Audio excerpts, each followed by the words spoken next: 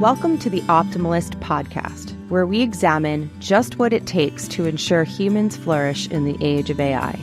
I'm Sarah, your host through this exploration of mindfulness, attention, focus, happiness, and motivation, all elements of human flourishing. So how do we cultivate them? This week, I welcome Jonathon Medeiros to the show. Jonathon has been teaching and learning about language arts and rhetoric for 17 years with students on Kauaʻi, where he was born and raised on a farm. He and his students learn about curiosity, community, and place. They build deeper connections to each other and the places they live by being curious about where they live, the stories of those places, and then following those curiosities. Jonathon is the former director of the Kauaʻi Teacher Fellowship, a poet, essayist, and writes frequently about education, equity, and the power of curiosity. He believes that curiosity kills boredom, and that if you change all of your mistakes or regrets, you'd erase yourself. He walks, paddles, surfs, and builds, and enjoys spending time with his wife and daughters. Listen as John and I discuss curiosity, of course, boredom, intentionality, and the idea of reciprocal responsibility. All this and more in my conversation with John. Have a listen. So, John, how are you? I am well. I'm very well. I'm sitting here just excited to talk story. Cool. Well, I wanted to ask you, being that we're kind of just getting connected ourselves, we've been like quote unquote connected for a little while, but we're getting acquainted. We've never spoken to each other before today, ladies and gentlemen, everybody listening. But I think it's been a long time coming that John and I are jumping into a fun conversation like this. So I'm wondering if you can tell us in any amount of detail that you'd like, what has influenced your path right up until what you're doing today, the seat that you're sitting in right now? What has influenced you? That's like so many things. The first thing I always think of is my wife, my partner. I had no plans to be a teacher. And I met this awesome person when I was working in an intellectual property law firm as a law research assistant for these people who were geeking out about property that exists in your brain. Anyway, she was like, "Hey, we spent a year walking around the city." That's the way we got to know each other. Literally every day we will just walk. And she had always planned on becoming a teacher and said, "Hey, I'm moving away to go back to grad school." And there was like an ellipses at the end of her sentence that was kind of like, "So if you want to keep hanging out with me, I'm leaving." Love it. So I basically I followed her to school, and I love learning. I'm naturally a curious person. I don't know if I'm naturally a curious person. I think I was taught to be curious by my father. So I've always loved learning, and I was like, cool, I'll go learn about that. And plus I get to hang out with Aaron more. So those were like the first steps to, that was like 18 or 20 years ago. Oh, wow. So I hope that's a long story. I don't know how many steps I should walk us through until I got to this chair. We can I love a guest that takes my words exactly the way they come out of my mouth. Well, why don't we zip forward a little bit and think about, and I know some things about your work from what I have followed online and what you've told me, but everything that I do know seems to be wrapped up into these, kind of wrapped up and related to each other. Like you do a lot of things that are intentionally connected, or you're drawn to a lot of work and projects and viewpoints that are connected. And you're also a writer. And so maybe you want to just give us a little bit of insight into what makes up your world right now, what influences what the choices that you make in what you work on and how you do it. So no problem. So I really have, over the 17 years that I've been in the classroom, kind of kept sharpening and focusing in my work to where I am now, and to this like hyper simplistic viewpoint on learning. And basically right now, I really want my students to practice curiosity about where they happen to be, and about the people that they happen to be with. So like that's the foundation of my class, but it's also the foundation of how I think I should live and how my family and my daughters should live. We should be curious about this place that we happen to live in, and we should interrogate the privilege that allows us to be here and uncover the stories that are buried in this place and hidden underneath the various layers of, settler colonialism and the different names that have erased the different stories. Anyway, so that idea is really foundational to this class. So in my class with my students, we practice that curiosity, and we literally ask those kinds of questions like, where are we? What's the name of this place? What does that name mean? Who named it that? And we kind of surround that investigation or that curiosity with various voices and various texts, and we listen to the conversations that other people are having through their writing. When people have conversations across time about various topics, and I try to connect my students to those conversations. So we first eavesdrop on them, and then we end by their participating in the conversations as well. There are so many things that you're saying. I'm like feverishly writing down like one word phrases because I can't possibly take notes fast enough for things that I already came in with things I wanted to ask. And then I'm like, oh, wait, I want to jump to that instead as you're talking. So, but I, first of all, love that you open with the center of everything being just this one word of curiosity. And I think that it's if we start with that one word, that one idea, the curiosity that you speak of is not just of, or at least I think it becomes, right, not just of everything that's around us, but also what is within us, and then the other human beings that are around us. Not just looking back at ancestors, but people that we intentionally choose to be around. And I think that there's an interconnectedness that you are cultivating through this path of curiosity. Is that right? Yes, that's exactly right. I feel like when we do that kind of curious, or when we act curious in that way, we either see the connections that are there, or we start to strengthen connections that maybe were there, right? Or we develop those connections even more. And then that builds empathy, and that builds a sense of responsibility to each other, hopefully. And so I'm going to quote you. Okay. I'm going to quote you from, everybody listening will have already heard this when you hear this full episode, but you made a statement in your biography that you so wonderfully wrote out for me, that one of your beliefs is that curiosity kills boredom or destroys boredom. And then I kind of was typing some notes earlier, and I wrote a little question to myself next to it to ask you, like, can anything kill curiosity? However, then I remembered part of it, it sparked something in my brain that it was like a Dorothy Parker quote. And then I went and found the full quote. And so Dorothy Parker's full quote was, "The cure for boredom is curiosity, but there's no cure for curiosity."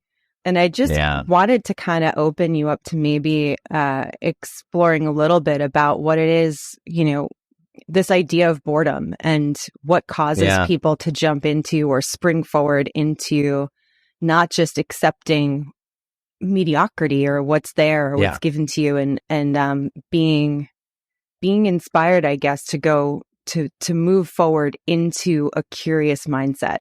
And that's really where everything starts. And how do we do that? I love the idea of curiosity as uncurable. Once you are infected with it, it's there.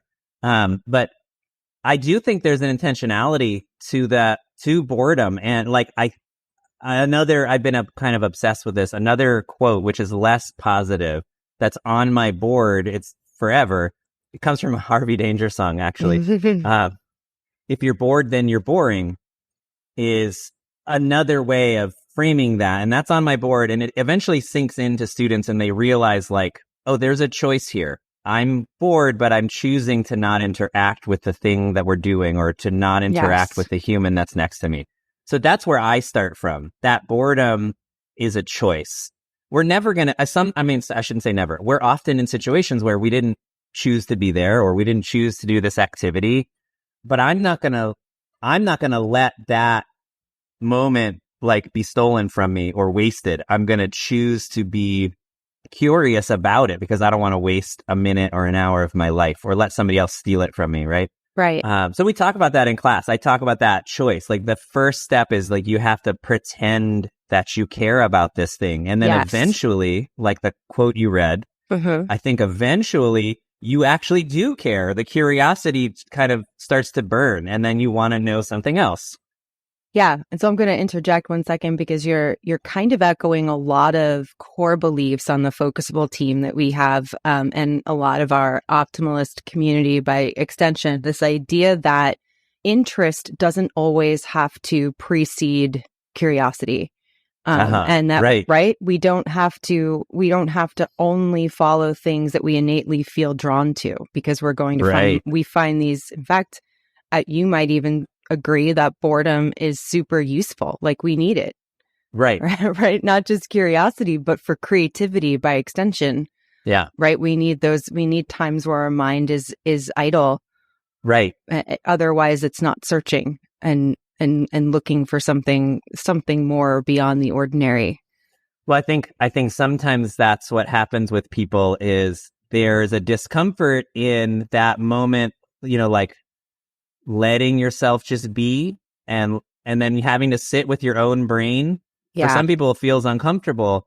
And so we numb that with, meaning whatever, going on to scrolling through TikTok or something. Because I can't stand to just be analog and to just sit. Like the universal we all, yes. Yeah. Humans. Yeah. So I think it's sometimes we have to be okay with that, like discomfort, right? I'm going to be by myself for a second. I know I don't need to numb my brain with this thing. And hopefully that boredom, it does like let your brain wander and then lead to something else. I don't know. Yeah. And it's like, this is what you're describing there is where things like the great myth of multitasking come about. I mean, even if we think of our leisure time, people will now watch a film, even like with their family, but everyone's on their phone too. Everyone's on their phone. Or by yourself. You'll put TV on yourself and it becomes like if someone were to peek into your house at that moment, they would see you looking like you're relaxing in the evening after a day of working, but you have a TV on and a phone in your hand and your laptop open next to you. But then you could switch contexts and, I could be out walking my two dogs in the woods and you can bet I either have a podcast on or I'm catching up on like 5 texts from earlier. So this, even that is this idea of I'm not letting myself be in that present moment. Yeah. Right. Yeah. I need to fill that with something. And there's, there's something there. There's something useful about that too, though, right? Like I'm going to go on a walk and listen to this podcast because I'm curious about this thing and I want to keep learning. But yes, it can become too much, I think, or we can become too reliant on those kinds of crutches. That's why I love being in the ocean because I can't take anything out there. Yes, that is true. That's a great idea. And yeah, there was like maybe it was like a year and a half ago or so. I used to be someone that if you ask me, how many different podcasts do you listen to, like different shows? Like, I mean, I was listening to like 10 shows a week. And I know all the dates that things come out. And then at one point, my brain just got overloaded because what happens is if you are listening to that much, that's not the only thing I'm listening to. Yeah. But I'm filling every moment. I'm folding laundry. I'm listening to something. Yeah. I'm doing, and I love like doing certain tasks and listening to stuff. But when there's never silence and never any time for anything else, like I'm not creating anything. And so even cutting that in half allows me, I get to the point where I'm like, I call myself a writer. I'm not writing anything. I'm just consuming. Constantly. Right. And I might be curious about something I'm listening to, but in my mind, unless that curiosity is leading me to take action, where is it? It's remaining idle. And you're exactly right. And I think that's a really big part of the way I try to process the world and what I try to convince my students to do as well. So maybe we're curious and we seek that input and we consume things to feed that curiosity, but then at some point we need to stop and then just process all of that, right? And with no other, for me at least, no real agenda except to process it. So I'll just sit down and write with no real end in mind, because that's one way that I figure out, what do I think about any of this stuff that I just, otherwise it just disappears into the ether of my mind if I don't have that moment, right? Mm-hmm. So for me, reflective writing is a really important part of this, learning this thing I was talking about curiosity earlier. So in my class, that's a regular part of what we do. We have to stop and just write, because it's part of thinking. Otherwise, we're just like you said, I'm not creating anything. I'm not going anywhere. Right. And it's in making connections between all that stuff, I think is super important. And then I know that a part of all of this is we've mentioned a little bit being intentional, and I'm assuming that also goes hand in hand with mindfulness. Are there ways that you, other than what we've talked about so far, that you incorporate elements of mindfulness into your class, into your teaching, even into your home life, like anything that you want to share about how you make being mindful something that is, I think, super important to our mental health and sense of self? Well, when we first, this is now a couple of years in our rearview mirror, but when we first went into lockdown at the beginning of the pandemic, which I remember exactly was March 13th, 2020, my family and I, on Kauaʻi, it was a really big deal. The whole island was shut down. Yeah. Nobody was coming and going, and we were really not supposed to leave our houses for a long time. So as a family, we took up a mindfulness practice, or something we had already been doing, but kind of like exaggerated it. And at the end of every day, we would all sit together and have one thing to focus on. And it would change every day. Maybe it was like your favorite image from today, a moment that happened to you, or 5 minutes ago, whatever, the name of the street that you live on. It was different every time. Sometimes there was no real prompt. It was just today. And we'd have 5 to 10 minutes of just silence. And the four of us would sit there and write in our own way. My daughters at the time were 7 and 10, or 8 and 11. And we'd all write, and then we'd read to each other. And we literally did that every day for 6 months. And then it kind of slowed down, and we would do it a couple times a week. So that was an amazing, just deciding. We talked about intentionality. You pick something. Every day we're going to do X, and then you do it. It doesn't have to be very long, right? Just a few minutes. And now we do some at the end of every day. We just before we sit down and eat dinner, we all just say what we're grateful for, which I know is a very common, it sounds trite to some people, but it's another version of that. Like, let's just pause and be mindful of something from this day that made me feel grateful. So that's what we're doing right now. Yeah. And that the gratefulness practice, and for people who haven't tried it takes on an incredibly different meaning when you do it daily, right? Rather than a few times a year, or at certain times of the week. When you do it daily, it's like, think of the hundreds of things that you have to pick. Right. Yes, exactly. Hundreds of things, and they become commonplace things like the sun. Like, to me, like, and those become the most transformational, right? When it really brings you to the exact place and moment in time that you are every day. Right. And it's super grounding, and also super good for, I think, building. It helps with like a habit of attention. Really, you're paying attention. That exactly right. It helps you pay attention. And I just love that phrase, by the way. I talk to my students about that often, that you have to pay it. It costs you something, which is why it feels good when somebody pays attention to you, because they're spending some of their attention on you. Which is why also that we feel so depleted when our attention is stolen, when it's taken from us. Yes. It's super costly. And I mean, it's the whole purpose of all of this work that I'm doing, that we're doing with Focusable, is getting people to be more mindful of the time that they spend, and how we're spending all of those minutes in one full day. Like, what are your routines or habits of attention? And we spend so many of them without even thinking about it. This goes back to that intentionality. When you look back, you realize, oh, damn, what did I spend all that on? I love that you keep repeating the spending your attention, because I've been trying even more so to replace the word time with attention. Like I wasn't wasting time. Like if I just say, oh, an hour just went by, what was I doing? I wasn't really wasting the time. The time doesn't really exist. It's my attention that exists. Yeah. Where was my, time is nothing. It's, attention exists in me. Where were my eyeballs for those last 20 minutes, 50 minutes? And that's where you really start to cultivate that self-awareness, right? It's not time's fault. Right. Anybody else's fault. Right. But yeah, that I think gives us a personal responsibility to it. And that itself is curiosity.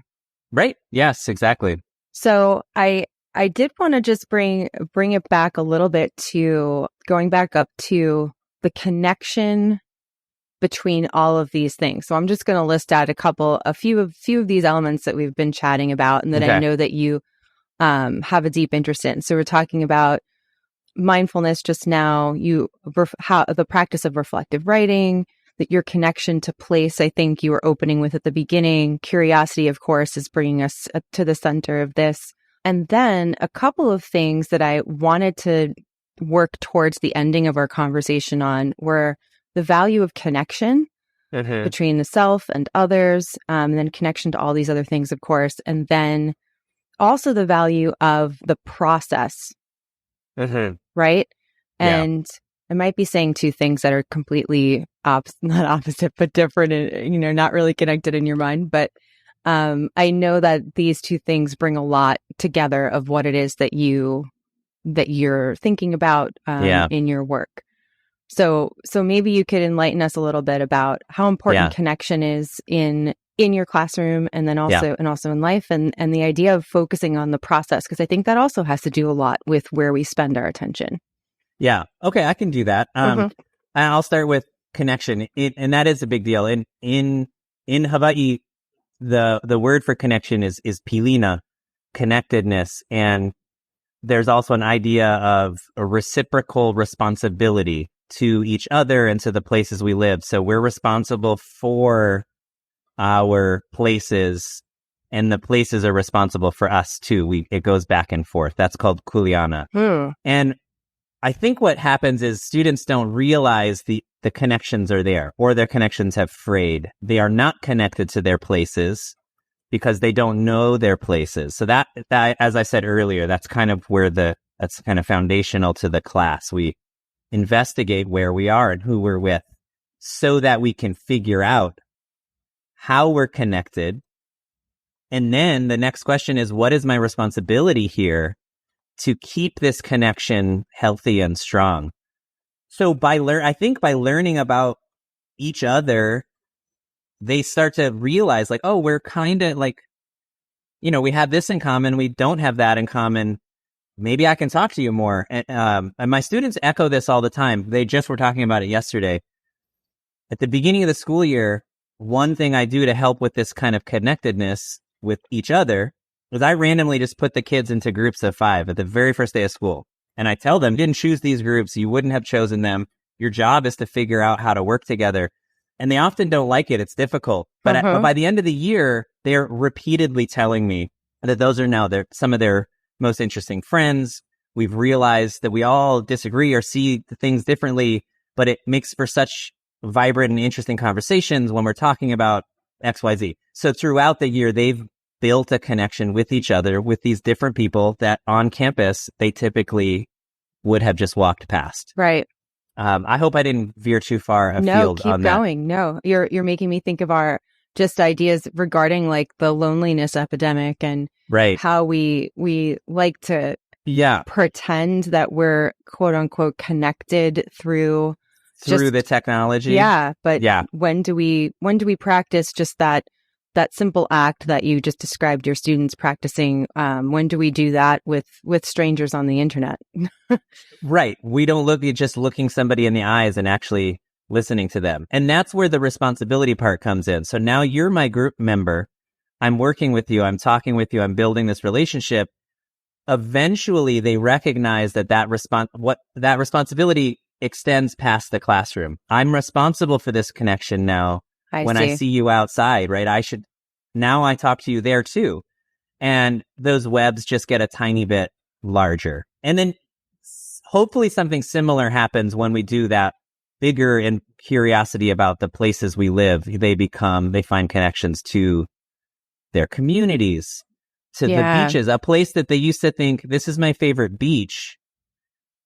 After being curious about that place and its entire history for the last 1,000 years till now, they hopefully feel responsible for and connected to that place in a different way. And maybe they take people there now, or maybe they tell people about it, and that's the way that they keep their connection strong and healthy or whatever. I don't know. Yeah. But the point is they develop a different relationship with each other and with the places that they learn about. And the hope is that cycle would continue, that they would pass that. Right, exactly. And that goes to the other question you were asking me about the process being valuable. Mm-hmm. How do we get to any of this? It's really just through work. The valuable stuff is in the day-to-day work when we pay attention to what my partner is telling me. Uh-huh. I'm changing in that moment if I pay attention to it and if I value it. A lot of times the school system and life in general has kind of brainwashed people to think it's the end product that's valuable, the grade, the letter grade, the score, which is completely erroneous, right? There's no learning in the letter grade, in the GPA, that there's no learning there. And John Darnielle from the Mountain Goats has a colorful way of talking about it. He says that the end product is a carcass. Yes.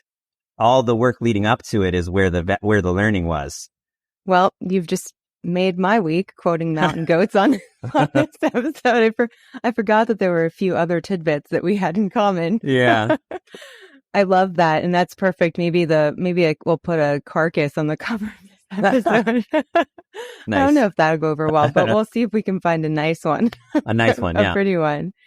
Well, before we start to kind of move into our ending questions, is there anything from the conversation that we've had so far that you feel like you'd like to add to, or that you want to highlight or stress for people who are looking to kind of get more of these elements into their own classrooms or even into their own home life? Anything that you want people to know about the way you've kind of cultivated this work for yourself?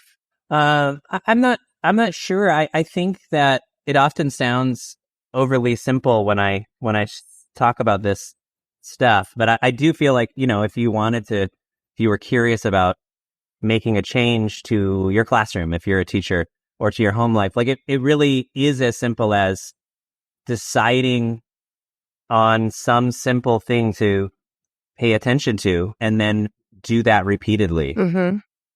And, so in my classroom, as I've talked about, we do that repeated reflective writing. We value the change that happens while we sit quietly and write for 5 minutes. And it becomes a really important part of our day. And so that, even just that, I think, is a good first step. Right. Yeah, I would agree. Yeah. And I always add to that, like, the patterns of your day matter too, right? Like getting used to when you do certain things. It helps you if you're someone who thinks that you don't spend your attention well. It helps to start by doing things at a certain time of day, I think. Right. That's exactly right. I'm all about, my wife makes fun of me about this. I'm all about routines. Like, that's same thing, same time. And partially because it makes me feel comfortable. I get it. My anxiety level goes up when I don't know exactly when something's going to happen. And that's a problem. The way I self-medicate is by setting up routines. But in a classroom, I want my students to have as little anxiety as possible, right? I want them to know what they're going to expect every day, so that they can come in here with their guards down and ready to explore. Because it is anxiety. It's risky. Right. If you're not good, quote unquote, good at something, it feels risky to try. So I want to make it feel as safe as possible for the kids to take those risks, to try to be honest, because sometimes that doesn't feel great. Yeah, and especially since they're, when they come into a classroom, they're coming into a group setting as well. So they're not each individually in control of how everything goes in their own way. So I think that those kinds of boundaries are important to start while people are learning. So, okay, I'm just really excited about how organically we talked about attention and used the phrase "pay attention." I'm so happy that you brought that up. So that's wonderful, and we're going to bring up attention one more time before we end here. But right before we get to that, let's talk a little bit more about what it is that goes in and out of your brain on a regular basis. And can you give us an idea as to what kinds of things you're reading, watching, listening to right now, or that are some of your favorite things? What influences your world? I am always, when I see that, what are you listening to? Only later did I realize, I wonder if that was supposed to be about like podcasts. Oh, it could be anything. I should have written that there. Yeah. It's okay. I always think of music. I always listen to music. There's music in my head kind of constantly. And so I'm a voracious, I don't want to say consumer, but I want music all the time. Mm-hmm. So every morning talking about routines. Every single morning I wake up at 5, make a cup of coffee, and I read Pitchfork magazine. Nice. And I just tried, what are the new reviews? Who's out there? And I just start playing snippets of music, and that's cool. And I add it to my playlist, and it kind of disappears into the 16 or 20,000 songs on my, I'm sure. On my thing. But over time, some of those bubble up, and I realize, I've been listening to that song for 5 years, and only now in this moment is it connecting on a conscious level. Mm-hmm. So recently, this song called Birding made its way back into my brain by a group called Sweatshop Boys, SWBT. Nice. Anyway, I'm not trying to, it's an entire song listing bird names, and it blew my mind. I'm just obsessed with it at this moment. But there's music all the time in my head. Cool. And I just finished an amazing book called Also a Poet. I read a ton of nonfiction because of what I've been teaching. I have a master's in literature, and that used to be my life.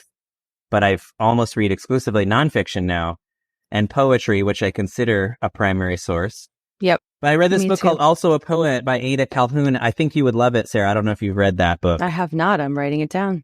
It's kind of technically a memoir, but it's really about her figuring out her father by going to a project that he left unfinished about the poet Frank O'Hara. So the book is fascinating. It's just it's a beautiful text, and it's it's like kind of, for me, the kind of perfect nexus between poetry and nonfiction. I love that. So it's technically kind of like a memoir. I mean, it's awesome. I think she calls it a bio. Like it's weird. It's like a biography of her father, a biography of Frank O'Hara, but it's a memoir of her life. It's also a poetry review. It's kind of everything. It sounds like we're at the Academy Awards and they're playing us off. Did you hear that? Yeah, I know. They're like, it's time to go, guys. That's okay. Cool. And anything that you're watching, you might not be a watcher of stuff. Are you a watcher? My family and my daughter, just like me, she's obsessed with routines. So every night we have to watch a show as a family. That's in her head, no matter what time it is. It's the same. And, yeah. Right. So we run out of shows often, and my wife and I don't always want to watch what she wants to watch. We recently just binged the show Acapulco. Have you heard of this show? I have not. We all loved it. It's amazing. There's only 2 seasons, sadly. That's what we just, literally last week, and we're sad because we're waiting for season 3 to drop. Acapulco. It's beautiful. It's like a great combination of kind of like sweet and drama and comedy. It also has a little tinge of Mexican soap opera to it. It's great. Yeah. I love it. And this is one of the reasons I love asking these kinds of questions at the end, is because I think we do get a sense of something that you've spoken about throughout this entire conversation is also reflective in the things that you listen to and watch and so on. And I think the curiosity element and connectedness is definitely a through line through everything that you think about and look at, I think. And so with that, we're going to end with our question. What is a method for focusing or improving your attention that you find actually works?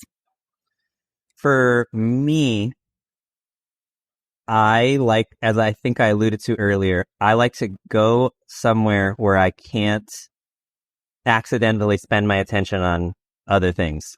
So like being in the water forces me to be completely present and in just that. And all I can do is pay attention to the feeling of the water and the rise and fall of the swell and the feel of the wind and what the shore looks like.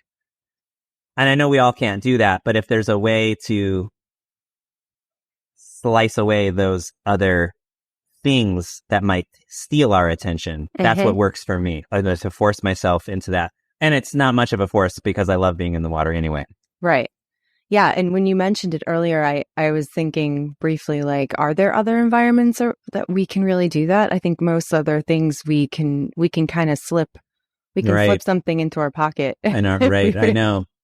If we really wanted to. But I mean, I at least just try to make a habit of, I do tons of walks because I have two like hunting dogs. So I'm always in the woods, but I try to do my morning and night walk without a phone. So I'm not listening to anything. So like, and that became a habit. So I've been doing that for years because it's a routine of like, and if one day I had to do it last week, one day last week, I had my phone with me on my morning walk and it felt so crazy. I was like, this is wrong. This is weird. What's going on? It is morning. The sun is barely up. I'm supposed to be breathing the air. Why is my phone in why am I listening to this podcast? Anyway, but yeah, that's the power of all of those things that we build for ourselves, that once we know and feel that they're healthy and helping us cultivate good attention and healthy attention, when we lose them or go off the path, it feels, you can feel it. And that's what I want more and more people to feel that power that we all have within us, really. Yeah, you do have the power, and I think that's key. You can just kind of make that choice. I'm going to, even just for a minute, I'm going to spend the first minute of this day. Hopefully it's more than a minute, but 1 minute, 2 minutes, and build it up. Yeah. That's all you have to do. Well, I want to thank you so much for joining me today. I'm so glad that we got to have our first conversation live in front of 1,000 people. Not really live, but recorded for people to listen to later. And the last thing I'm going to ask you is if people would like to follow you or check out what you do or work on or say hi, would you like to share any of your social media? Do you have a website that they can check out? Sure, of course. Yeah, I am on Twitter at John Medeiros, and my website is jonathonmedeiros.com, which is THON. It might be spelled somewhere. And I don't update it. I keep my essays and poetry up there, and some of my mindfulness writing is there too. I spent a year just writing about every time I touched the water, I wrote, and that's up there too. So yeah, that's really beautiful. That is a real practice of attention right there. It was a fun project. Yeah. Okay. And all of those links will be available for everybody to access in the show notes, and as well as anything else that we talked about here today. I think that's it. All right. Thank you so much. Thank you, Sarah. Thanks for listening this week. And thanks to John for taking the time to share a piece of his teaching journey and experience with us.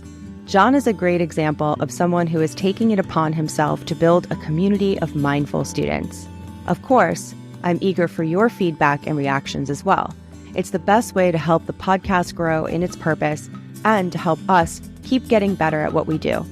You can leave a comment on Substack, a review in Apple Podcasts, and you can reach me on Twitter at scandela9. You can listen and subscribe to the Optimalist podcast wherever you love listening to great podcasts. New episodes are released every Wednesday, and links to all of these resources are available in the show notes. The Optimalist podcast is brought to you by Focusable, the only app that gives you the pulse you need for better attention. And it's free. Create an account today at getfocusable.com or by downloading Focusable on any iOS or Android device. You can also follow us at GetFocusable on Twitter and Instagram. Thanks for listening to the Optimalist podcast. I'll see you next week. Stay focused.